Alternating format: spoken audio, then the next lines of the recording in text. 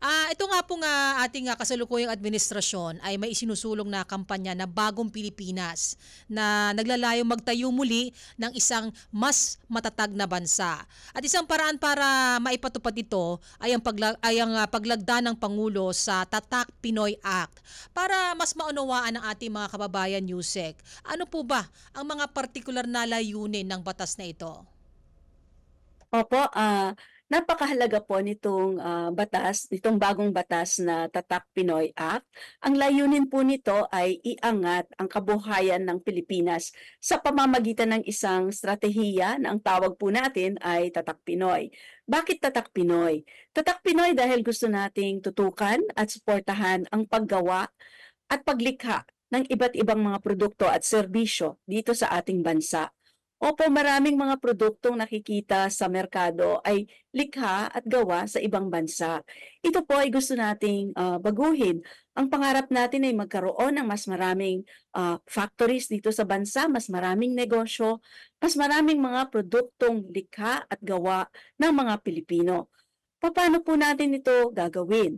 Sa pamamagitan ng Tatak Pinoy Act, magtutulong-tulungan ang mga ahensya ng gobyerno, ang mga mangangalakal at industriya, pati na ang akademya at iba pang sektor ng lipunan upang tayo ay makapaglikha at makapaggawa ng mga produkto sa pamamagitan ng mga sumusunod.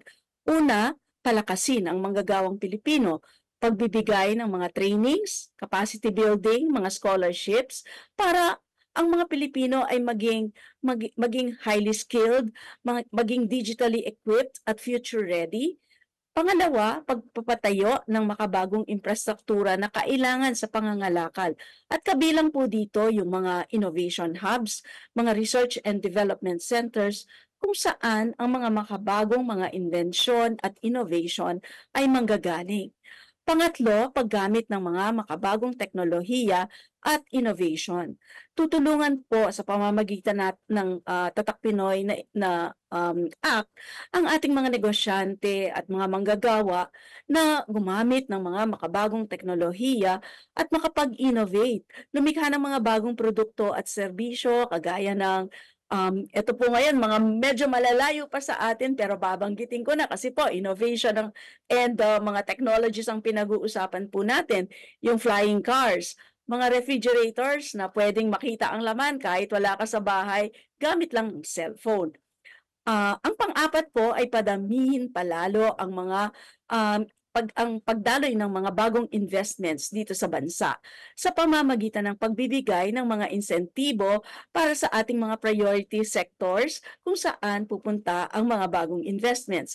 At panglima, ang wastong paggamit ng ating financial resources or sound financial management. Kailangan po ito para maging sapat at tuloy-tuloy o sustainable ang pagdaloy ng pondo sa pag-implement po natin ng mga Tatak Pinoy programs.